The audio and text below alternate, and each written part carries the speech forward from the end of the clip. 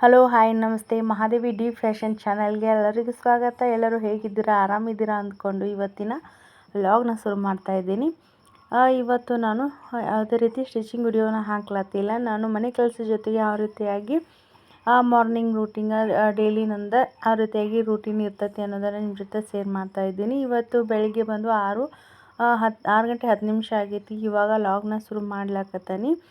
ಇವಾಗ ಆಲ್ರೆಡಿ ನಂದು ಪಾತ್ರೆ ತೊಳೆಯೋದು ಎಲ್ಲ ಕಂಪ್ಲೀಟ್ ಆಗೈತಿ. ಇವಾಗ ದನ ಕರುಗಳಿಗೆ ಸ್ವಲ್ಪ ಮೇವು ತಿನ್ನಿಸಿ ನಂತರ ಇನ್ನು ಹಾಲು ಹಿಂಡೋದು ಟೈಮ್ ಆಗ್ತೈತಲ್ಲ, ಹೀಗಾಗಿ ಇವಾಗ ರೂಟೀನೇ ಚಲೋ ಆಗೈತಿ. ಯಾಕಂತಂದ್ರೆ ಮುಂಜಾನೆ ಒಂದು ಸ್ವಲ್ಪ ಬೇಗ ಎದ್ವಿ ಅಂತಂದ್ರೆ ಮನೆ ಕೆಲಸ ಬೇಗ ಆಕೈತಿ. ಹೀಗಾಗಿ ನಾವು ಮಧ್ಯಾಹ್ನ ಟೈಮ್ದೊಳಗೆ ಒಂದು ಸ್ವಲ್ಪ ನಾವು ಸ್ಟಿಚಿಂಗ್ಗೋಸ್ಕರ ಟೈಮಿಂಗ ಕೊಡಬೇಕಾಕತಿ.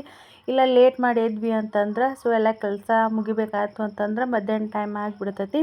ಹೀಗಾಗಿ ಸ್ಟಿಚಿಂಗ್ ಮಾಡ್ಲಿಕ್ಕೆ ನಮ್ಗೆ ಆಗೋದಿಲ್ಲ. ಹೀಗಾಗಿ ಒಂದು ಸ್ವಲ್ಪ ಟೈಲರಿಂಗ್ನ ಟಿಪ್ಸ್ ಕೊಡಬೇಕು. ಯಾವ ರೀತಿಯಾಗಿ ನಾವು ಮನೆಯೊಳಗೆ ಚಿಕ್ಕ ಮಕ್ಕಳಿದ್ರು ಅಂತಂದ್ರೆ ನಮ್ಗೆ ಕೆಲಸ ಒಂದು ಸ್ವಲ್ಪ ಲೇಟಾಗಿ ಆಕೈತಿ. ಹೀಗಾಗಿ ಇವಾಗ ನಮ್ಮ ಆರ್ಯನ್ ಕೂಡ ಇಷ್ಟು ಬೇಗನೆ ಎದ್ದು ಬಿಟ್ಟಾನ. ಯಾಕಂತಂದ್ರೆ ಮುಂಚೆನೇ 6 ಗಂಟೆಗೆ ಎದ್ದ ನೈಟ್ 10 ಗಂಟೆ ಆದ್ರೂ 10 ಗಂಟೆ ಮುಂದೆನೇ ಮಲ್ಕೊಳ್ತಾನೆ. ಇವಾಗ ನೋಡ್ತಾ ಇರ್ಬೋದು, ಅವನು ಕೂಡ ಎದ್ದಾನ. ಒಳಗಡೆ ಎಲ್ಲ ಪಾತ್ರೆ ತೊಳೆಯೋದು ಮತ್ತು ಕಸ ಗುಡಿಸೋದು ಎಲ್ಲ ಕಂಪ್ಲೀಟ್ ಆಗೈತಿ. ಯಾಕಂತಂದ್ರೆ ಆಕಳ ಹಿಂಡೋದು ಎಮ್ಮೆ ಹಿಂಡ್ಲಕ್ಕ ಇಲ್ಲ ಅಂತಂದ್ರೂ ಜಾಸ್ತಿ ಟೈಮಿಂಗ್ ಬೇಕಾಗ್ತೈತಿ. ಹೀಗಾಗಿ ಮುಂಜಾನೆ ಎಲ್ಲ ಕಸ ಗುಡಿಸಿ ಎಲ್ಲ ಅಂಗಳಕ್ಕೆ ನೀರು ಹಾಕಿ ಕಂಪ್ಲೀಟ್ ಆಗೈತಿ. ನಾನು ರಂಗೋಲಿನ ಇವಾಗ ಎಷ್ಟೋ ದಿನ ಆಯ್ತು ನೋಡಿರಿ, ಇಲ್ಲ ಅಂತಂದ್ರೂ ಒಂದು 5-6 ತಿಂಗಳಿಂದ ನಾನು ರಂಗೋಲಿನ ಹಾಕ್ಲಾಕತ್ತಿಲ್ಲ. ಯಾಕಂತಂದ್ರೆ ನನ್ನ ಮಗ ಅಂತಂದ್ರೆ ಏನೋ ಆಟ ಆಡಿದ್ರೆ ನಡೀತೈತಿ, ಒಂದು ಸ್ವಲ್ಪ ತಿನ್ಲಾಕತ್ತಾನ, ಏನು ಗೊತ್ತಾಗಂಗಿಲ್ಲ. ಹೀಗಾಗಿ ಒಂದು ಸ್ವಲ್ಪ ದಿನ ರಂಗೋಲಿ ಹಾಕೋದು ಬೇಡ ಅಂತ ಹೇಳಿ ಅಂಗಳಕ್ಕೆ ನೀರಷ್ಟು ಹಾಕಿ ನಾನು ರಂಗೋಲಿನ ಹಾಕಿಲ್ಲ. ನೆಕ್ಸ್ಟ್ ಅವನು ಇವಾಗ ಎದ್ದು ಬಂದಾನ. ಇವಾಗ ನಂತರ ಅವ್ಗೆ ಏನಿಲ್ಲ ಎಲ್ಲ ಎಮ್ಮೆ ಮತ್ತು ಆಕಳ ಎಲ್ಲ ಹಾಲು ಹಿಂಡ್ಕೊಂಡು ಆದ ನಂತರ ಅವಂಗೆ ಸ್ವಲ್ಪ ಟೀ ಮಾಡಿ ಅಂತಂದ್ರೆ ಟೀ ಹಾಲು ಬೇಕಾಗ್ತೈತಿ. ಯಾಕಂತಂದ್ರೆ ಅದು ಮೊದಲಿಂದ ರೂಢಿ ಆಗಿಬಿಟ್ಟೈತಿ. ನಂತರ ಅವನ್ನ ಜಳಕದು ಮಾಡಿಸ್ಬೇಕಂತೇಳಿ ಮೊದಲಿಗೆ ಆಕಳನ್ನ ಹಿಂಡ್ಬೇಕಂತೇಳಿ ಬಂದೀನಿ. ಇವಾಗ ಟೈಮ್ ಬಂದು 7 ಗಂಟೆ ಆಗೈತಿ ನೋಡಿ.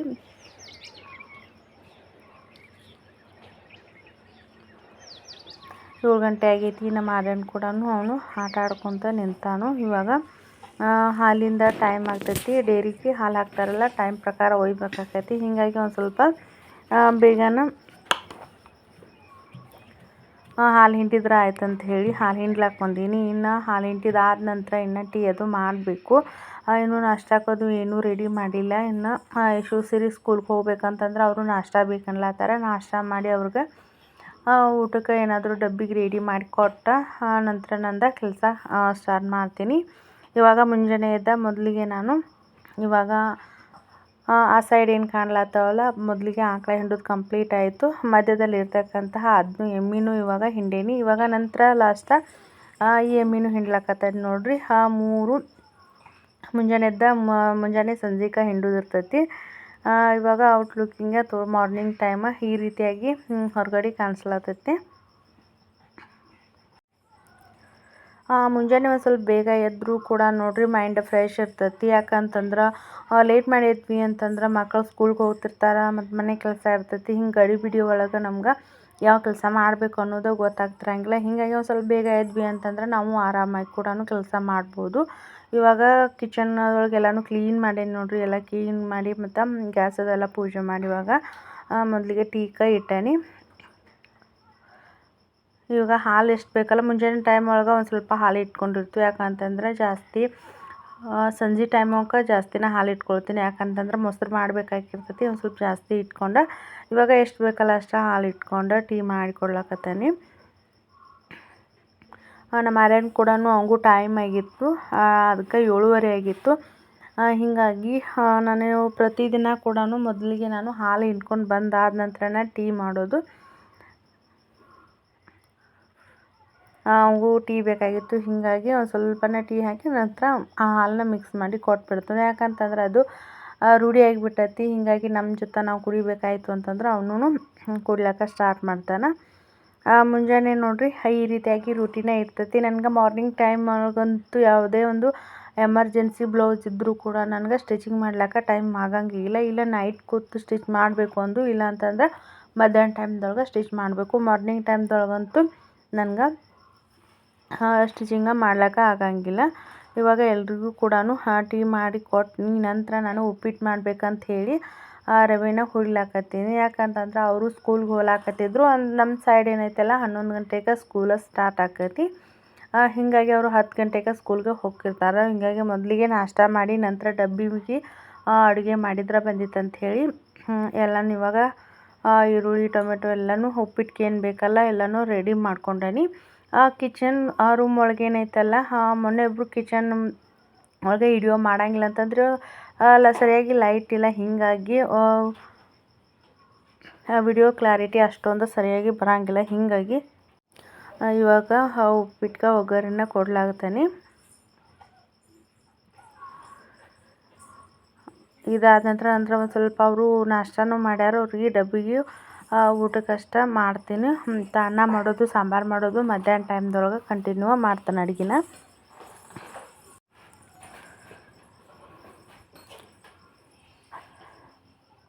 ಒಂದೊಂದು ದಿನ ನಾಷ್ಟಕ್ಕೆ ಮಾಡಿರಂಗಿಲ್ಲ, ಡೈರೆಕ್ಟಾಗಿ ಊಟಕ್ಕೆ ರೆಡಿ ಮಾಡಿಬಿಟ್ಟಿರ್ತೀನಿ. ಇವತ್ತು ಒಂದೊಂದು ದಿನ 1-2 ದಿನ 3 ದಿನಕ್ಕೆ ಒಂದು ಸರ್ತಿ ಅಷ್ಟೇ ನಾಷ್ಟಕ್ಕೆ ರೆಡಿ ಮಾಡ್ತೀನಿ. ಇವಾಗ ನಾಷ್ಟ ರೆಡಿ ಮಾಡಾಯಿತು. ಅವ್ರಿಗೆ ಒಂದು ಸ್ವಲ್ಪ ಜೋಳದ ರೊಟ್ಟಿನ ಮಾಡಿ ಕಟ್ಟಿದ್ನಿ. ಜೋಳದ ರೊಟ್ಟಿ ಮತ್ತು ಅದ್ರ ಜೊತೆಗೆ ಒಂದು ಉದುರ ಬ್ಯಾಳೆ ಪಲ್ಯನ ಮಾಡಿ ಅವ್ರಿಗೆ ಕಟ್ಟಿದ್ನಿ. ಜಾಸ್ತಿ ಅವರು ಒಯ್ಲಿಲ್ಲ ಅಂದ್ರೆ ಸ್ಕೂಲ್ ಒಳಗೆ ಅನ್ನ ಸಾಂಬಾರು ಇರ್ತೈತಿ. ಜಸ್ಟ್ 1:30 ಮತ್ತು ಇಷ್ಟನ್ನು ಅವ್ರಿಗೆ ರೊಟ್ಟಿನ ಕಟ್ಕೊಂಡು ಹೋದ್ರವರು. ಆದ ನಂತರ ನಾನು ಮೊದಲಿಗೆ ಮೇಕೆಗಳಿಗೆ ಒಂದು ಸ್ವಲ್ಪ ಮೇವು ತೊಗೊಂಡು ಬರ್ಬೇಕಂತೇಳಿ ಹೊಲದೊಳಗೆ ಬಂದಿದ್ನಿ. ಬೇಸಿಗೆ ಟೈಮ್ ಒಳಗೆ ಎಷ್ಟು ನೀರು ಸಾಲ್ತಾವಲ್ಲ ಅಷ್ಟು ಆಗುವಷ್ಟು ಒಂದು ಸ್ವಲ್ಪ ಕಾಯಿಪಲ್ಯನ ಮಾಡಿದ್ವಿ. ಇವಾಗೇನು ತೋರಿಸ್ಲಾಕತ್ತನ್ನೆಲ್ಲ ಇವೇನ ಬೆಳ್ಳುಳ್ಳಿ ಅದಾವ ನೋಡ್ರಿ, ಬೆಳ್ಳುಳ್ಳಿನ ಹಾಕಿವಿ. ಇಲ್ಲಿ ಒಂದು ಸ್ವಲ್ಪ ನಾನು ಮೆಂತ್ಯ ಸೊಪ್ಪನ್ನ ಒಗ್ದೀನಿ. ಇವಾಗೆಲ್ಲ ಮೊದಲಿಗೆ ಹಾಕಿರ್ತಕ್ಕಂಥ ಎಲ್ಲ ಮೆಂತ್ಯ ಸೊಪ್ಪು ಏನೈತೆಲ್ಲ ಎಲ್ಲ ಇವಾಗ ಬೀಜ ಆಗಿಬಿಟ್ಟೈತಿ. ಹೀಗಾಗಿ ಮತ್ತೆ ಬೇರೆ ಅಂಥೇಳಿ ಹಾಕೀನಿ. ಇವಾಗೇನು ತೋರಿಸ್ಲಾಕತ್ತನೆಲ್ಲ ಇವಾಗ ಮೂಲಂಗಿ ಅಂದ್ರೆ ಪಲ್ಯ ಮಾಡೋದು. ಹೀಗಾಗಿ ಇವನ್ನ ಒಂದು ಸ್ವಲ್ಪ ಇಲ್ಲಿ 1-2 ಮಡಿ ಆಗಷ್ಟು ನಾವು ಆಲ್ರೆಡಿ ಒಂದು ಹಳೆ ವಿಡಿಯೋ ಒಳಗೆ ಇನ್ನೂ ಇವು ಗಿಡ ಇಂದಲ್ಲ ಸಣ್ಣ ಇದ್ದಾಗನ ಆ ವಿಡಿಯೋನ ಮಾಡೀನಿ. ವಿಡಿಯೋ ಕೂಡ ಹಾಕೀನಿ ನೋಡಿರಿ ಡೈಲಿ ರೂಟೀನ್ ಒಳಗೆ. ಮೂಲಂಗಿ ಕೂಡ ಹಾಕಿ ನೋಡಿರಿ.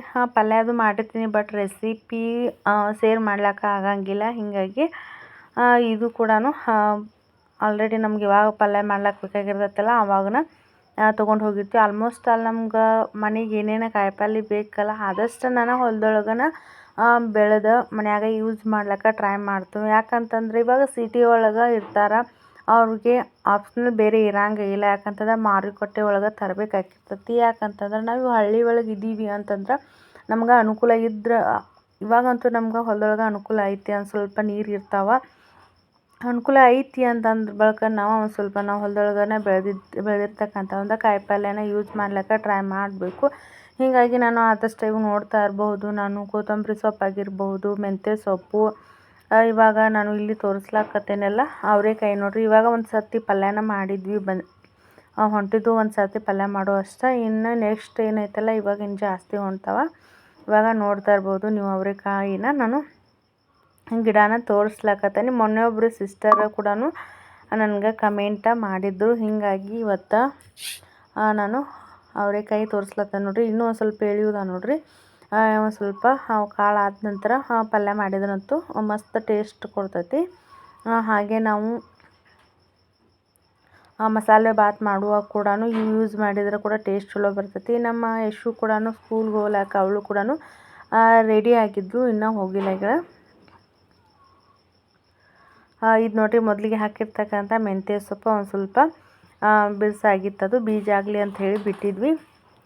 ನಂತರ ಇವ ಆಡುಗಳಿಗೆ ಏನೈತಲ್ಲ ಮೇವು ಮಾಡಿಕೊಂಡು ಓದೋಗಿದ ನಂತರ ನೆಕ್ಸ್ಟ್ ನಾವು ಕೆಲಸ ಮಾಡ್ಬೇಕಂತ ಹೇಳಿ ನಾವು ಹೋಗಿದ್ನಿ. ಯಾಕಂತಂದ್ರೆ ಈಗ ಹೊರಗಡೆ ಬಿಟ್ಟು ಮೇಯ್ಸ್ಲಾಕಂತೂ ನನಗೆ ತೊಗೊಂಡು ಮೇಯ್ಸ್ಲಾಕ ಹೋಗಂಗಿಲ್ಲ. ಯಾಕಂದ್ರೆ 1 ಗಂಟೆ 2 ಗಂಟೆ ಆದ್ರೂ ಮೇಯ್ಸ್ಕೊಂಡು ಬರಬೇಕಾಕತಿ. ಅಂತ ಸ್ವಲ್ಪ ಮನೆ ಕೆಲಸ ಜೊತೆಗೆ ಡೈಲಿ 1 ಅಥವಾ 2 ಬ್ಲೌಸ್ನ ಸ್ಟಿಚ್ ಮಾಡಬೇಕಾಗಿರ್ತೈತಿ. ಹೀಗಾಗಿ ಮಧ್ಯಾಹ್ನ ಟೈಮ್ದೊಳಗಂತೂ ಈ ರೀತಿಯಾಗಿ ಒಂದು ಸ್ವಲ್ಪ ಮೇವು ಮಾಡಿ ಹಾಕಿನಿ ಅಂತಂದ್ರೆ ನಡಿತೈತಿ. ಇವಂತೂ ಮೇಕೆಗಳನ್ನ ನಾನು ಮೇಯ್ಸ್ಲಾಕ ಬಿಡೋಂಗಿಲ್ಲ.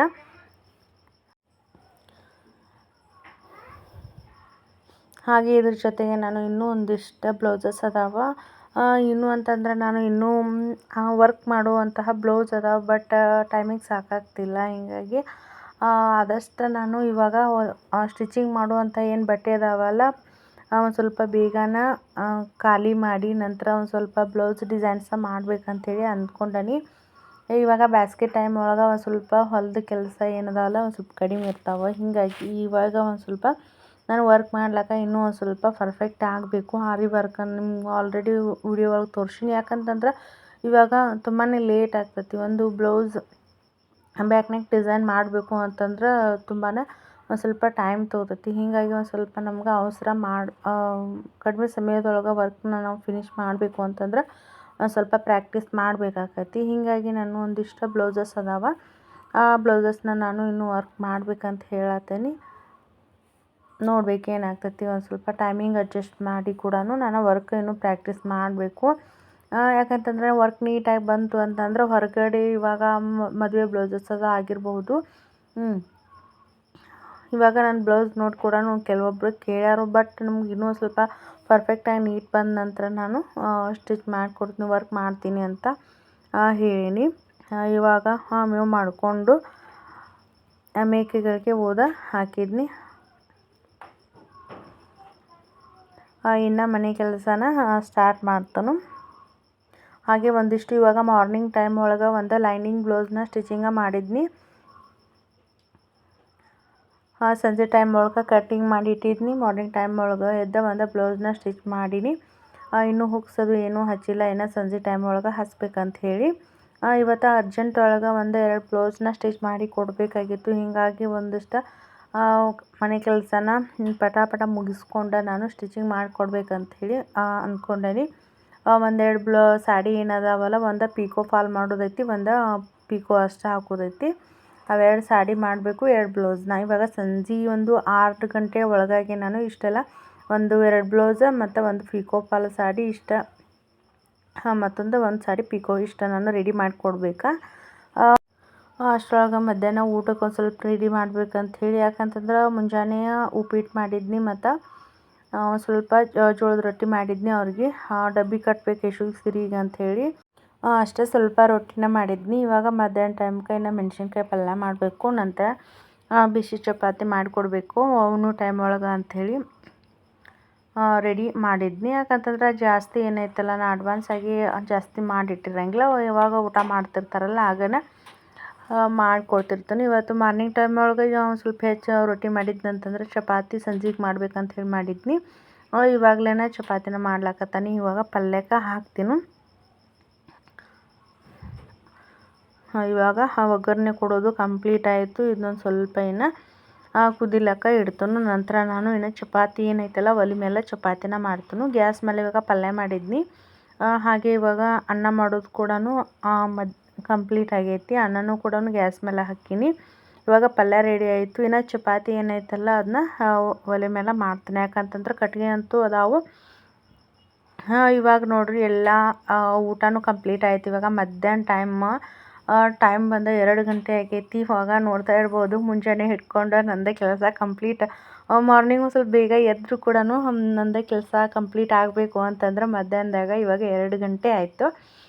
ಸೊ ಹೀಗಾಗಿ ನಾವು ಹಳ್ಳಿ ಒಳಗೆ ಹೆಣ್ಮಕ್ಳು ಮನೆ ಕೆಲಸ ಜೊತೆಗೆ ಸ್ಟಿಚಿಂಗ್ ಮಾಡಬೇಕು ಅಂತಂದ್ರೆ ತುಂಬಾ ಒಂದು ಸ್ವಲ್ಪ ಟೈಮಿಂಗ್ ಜಾಸ್ತಿ ಬೇಕಾಗ್ತೈತಿ. ಹಾಗೆ ಚಿಕ್ಕ ಮಕ್ಳು ಇದ್ದರು ಅಂತಂದ್ರೆ ಇನ್ನೂ ಸಿಕ್ಕಾಪಟ್ಟೆ ಟೈಮ್ ಜಾಸ್ತಿ ಬೇಕಾಗ್ತೈತಿ. ಇವಾಗ ನೋಡ್ತಾ ಇದ್ರಲ್ಲ, ಇದೇ ಒಂದು ಕಲರ್ ಬ್ಲೌಸ, 2 ಬ್ಲೌಸ್ನ ನಾನು 2 ಜನ ಅವ್ರಿಗೆ ಅರ್ಜೆಂಟಾಗಿ ದೇವ್ರಿಗೆ ಹೋಗೋರಿದ್ರು, ಹೀಗಾಗಿ ಬೇಕಾಗಿದ್ವು.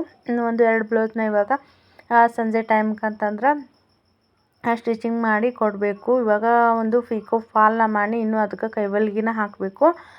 ಅಂದರೆ ನಾನು ಪಿಕೋ ಫಾಲ್ ಮಾಡಬೇಕು ಅಂತಂದ್ರೂ 80 ರೂಪಿ, ಅಥವಾ ನಾನು ಜಾಸ್ತಿ ಸಾಡಿಗಳು ಕೊಟ್ಟಿದ್ರು ಅಂತಂದ್ರೆ 70 ರೂಪೀಸ್ನ ನಾನು ತೊಗೊಂಡಿರ್ತೀನಿ. ಇವಾಗ ಪಿಕೋ ಮಾಡೋದು ಮತ್ತು ಫಾಲ್ ಮಾಡೋದು ಮಾಡಿ ಇಟ್ಟೇನಿ. ಇವಾಗ ಬ್ಲೌಸ್ನ ಸ್ಟಿಚಿಂಗ್ ಮಾಡಿ ಆದ ನಂತರ ನಾನು ಕೈವಲ್ಗಿನ ಹಾಕ್ಬೇಕಂತೇಳಿ ಇನ್ನೂ ಹಾಕಿಲ್ಲ. ಈ ಮಾರ್ನಿಂಗ್ ಟೈಮ್ ಒಳಗೆ ಒಂದು ಲೈನಿಂಗ್ ಬ್ಲೌಸ್ನ ಸ್ಟಿಚಿಂಗ್ ಮಾಡೀನಿ. ಆ ಲೈನಿಂಗ್ ಬ್ಲೌಸು ಒಂದು ಲೇಸ್ ಹಚ್ತೀನಿ ಅಂತಂದ್ರೆ ಕಟೋರಿ ಬ್ಲೌಸ 180 ರೂಪಾಯಿನ ನಾನು ತೊಗೊಂಡಿರ್ತೀನಿ. ಮತ್ತು ಲೈನಿಂಗ್ ಕೂಡ ನಾನು ಹಾಕಿದ್ನಲ್ಲ, ಹೀಗಾಗಿ ಒಂದು ಸ್ವಲ್ಪ ಜಾಸ್ತಿ ಏನು ತೊಗೊಂಡಿಲ್ಲ. ಅದನ್ನ 20 ರುಪೀಸ್ ಅಂತಂದರೆ 200 ರೂಪಾಯಿ ಇವತ್ತು. ಮುಂಜಾನೆ ಒಂದು ಬ್ಲೌಸಸ್ ಆಗಿರ್ಬೋದು, ಒಂದು ಪಿಕೋ ಹಾಕಿರ್ತಕ್ಕಂಥ ನಾ ಎಷ್ಟು ಸಾರಿ ಪಿಕೋ ಹಾಕಿನಲ್ಲ ಅದು, ಮತ್ತು ಫಾಲ್ ಹಾಕಿರ್ತಕ್ಕಂಥ ಒಂದು ಸಾಡಿ ಅದು ಕೂಡಿ 100 ರೂಪಾಯಿ ಅಂತ. ಮುಂಜಾನೆದು 200, 300 ಆಯಿತು. ಇವಾಗ 2 ಬ್ಲೌಸ್ನ ನಾನು ಸ್ಟಿಚಿಂಗ್ ಮಾಡಬೇಕು. ಇದು 50 ರುಪೀಸ್ ಹಿಡಿದ್ರೂ ಇದು 100 ರೂಪಾಯಿ ಆಯಿತು. ಟೋಟಲಾಗಿ 400 ರೂಪಾಯಿ ಆಯ್ತು ನೋಡಿರಿ. ಇವಾಗ ಮನೆ ಕೆಲಸದ ಜೊತೆಗೆ ನಾನು ಇವತ್ತು ನಂದು ಅರ್ನಿಂಗ್ ಅಂತ ಎಷ್ಟು ಅಂತಂದರೆ 400 ರೂಪಾಯಿ. ಒಂದೊಂದು ದಿನ 100 ರೂಪಾಯಿ ಮನೆ ಕೆಲಸದ ಜೊತೆಗೆ ಈ ರೀತಿ ಇರ್ತೈತೆ ನೋಡಿರಿ. ಈ ಒಂದು ವಿಡಿಯೋ ಇಷ್ಟ ಆಯಿತು ಅಂತ ಹೇಳಿ ಅಂದ್ಕೊಂಡೆ ನೋಡಿರಿ. ಮನೆ ಕೆಲಸದ ಜೊತೆಗೆ ನಾನು ಯಾವ ರೀತಿಯಾಗಿ ಟೈಲರಿಂಗ್ ಅರ್ನಿಂಗ್ನ ಮಾಡ್ತೀನಿ ಅನ್ನೋದನ್ನು ತಿಳಿಸಿದ್ದೀನಿ. ಇವತ್ತು ಹಳ್ಳಿ ಒಳಗೆ ಹೆಣ್ಮಕ್ಳು ಮನೆ ಕೆಲಸದ ಜೊತೆಗೆ ಯಾವ ರೀತಿಯಾಗಿ ಟೈಲರಿಂಗ್ನ ಮಾಡಿ ನಾವು ಅರ್ನಿಂಗ್ನ ಮಾಡ್ಬೋದು ಅಂಥೇಳಿ ಇವತ್ತು ನಾನು ಯಾವ ರೀತಿಯಾಗಿ ಮಾಡ್ತೀನಿ ಅನ್ನೋದನ್ನು ತೋರಿಸಿದ್ದೀನಿ. ಇಷ್ಟ ಆಯಿತು ಅಂತಂದರೆ ಪ್ಲೀಸ್ ನಮ್ಮ ಚಾನಲ್ಗೆ ಸಬ್ಸ್ಕ್ರೈಬ್ ಆಗಿ, ಪ್ಲೀಸ್ ಲೈಕ್, ಶೇರ್, ಕಮೆಂಟ್ ಮಾಡೋದನ್ನು ಮರಿಬೇಡಿ. ಪ್ಲೀಸ್ ಫ್ರೆಂಡ್ಸ್ಗೆ, ಫ್ಯಾಮಿಲಿ ಮೆಂಬರ್ಸ್ಗೆ ಆದಷ್ಟು ಶೇರ್ ಮಾಡಿ ನಮ್ಮ ಚಾನಲ್ಗೆ ಸಪೋರ್ಟ್ ಮಾಡಿರಿ.